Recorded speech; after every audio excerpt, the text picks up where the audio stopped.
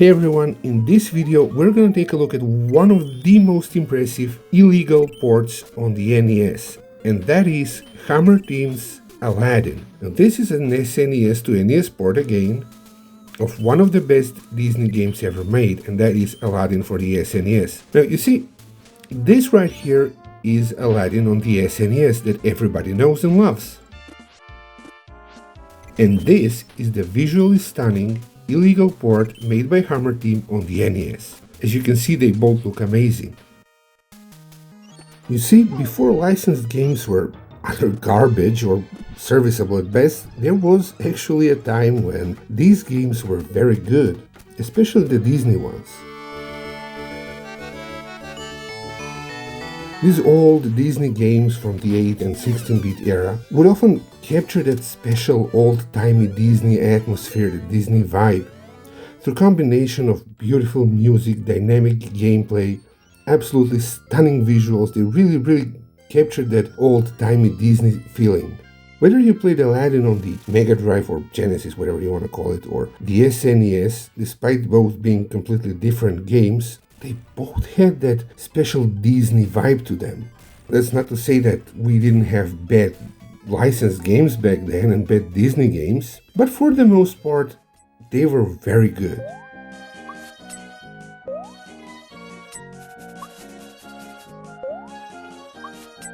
One of the absolute worst Disney licensed games of all time is actually the official Aladdin port on the NES.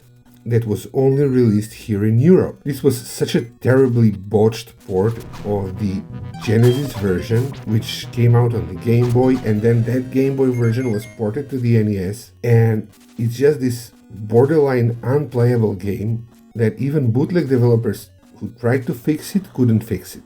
Like this game is utter garbage, and literally nobody wanted to play this game. The Lion King got a similar port here in Europe, and that was awful as well on the NES. And then around 1995 or so, maybe 1996, I'm not sure, I think it was 1995, we got the best SNES to NES port at the time, and that was Aladdin by Hammer Team.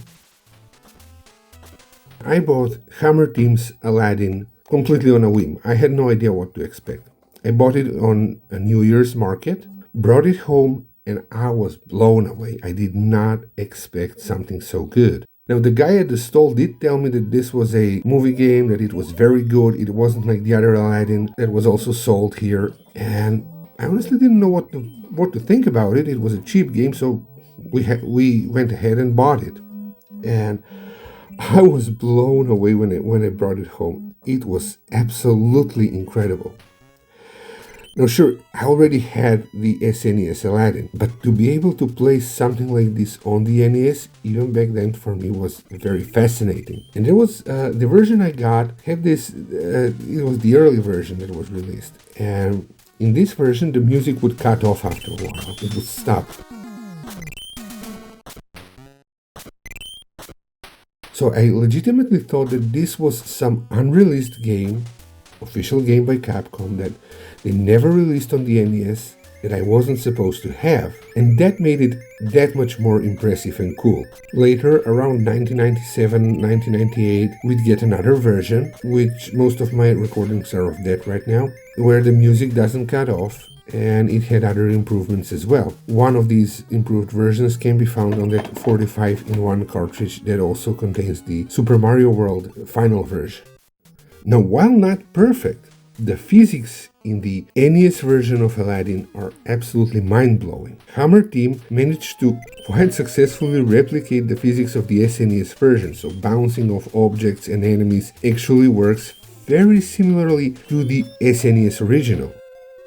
Not only that, but with minor changes here and there, all levels are fully intact in the NES version.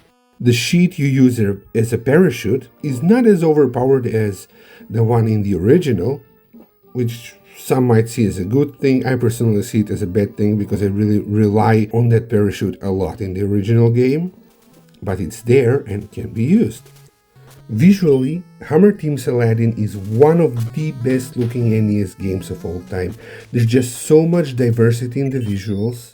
There's so many colors being used for shading, for backgrounds, for active moving objects, for sprites. It's just mind-blowing how good this game looks.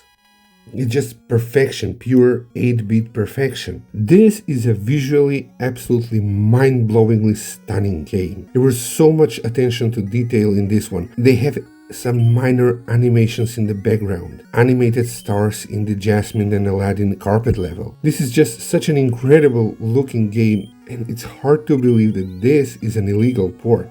From the excellent controls, physics, visuals, everything about this game works as it should. Had I not known that this was made by Hammer Team and that it's an illegal port, I would have thought that this was a real game made by Capcom and maybe never released on the NES, like I initially thought when I was a kid.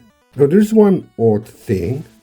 I don't know if it's in all versions of the game, but in the one I have here, we have this issue, is when the first carpet level comes on, Jasmine is together with Aladdin on the carpet, and that's not supposed to happen, but probably because due to memory restraints, they didn't have enough memory to make two different carpet sprites, so they just reused the same one. So that is a bit of an issue, and it kind of looks dumb, especially if you know the story and if you've seen the cartoon. That's not how it works, but it's something that can be easily overlooked when everything else works so well and looks so amazing. So even though the physics and controls aren't as good as the SNES version, they're so impressive for an NES version that it honestly doesn't matter. With a little practice, you'll get used to them and you can complete this game no problem. It's a fully intact, complete game.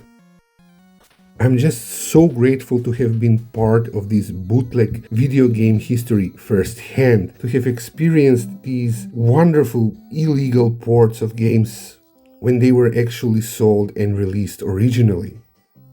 So there's not much to say about this game. It's Aladdin for the SNES, slightly downgraded for the NES. It's exceptionally impressive and you should definitely give it a shot. You should definitely play it. It looks amazing on emulators. It looks amazing on real hardware. Wherever you decide to play it, you won't go wrong with it. This is an absolutely perfect illegal port of the SNES version to the NES.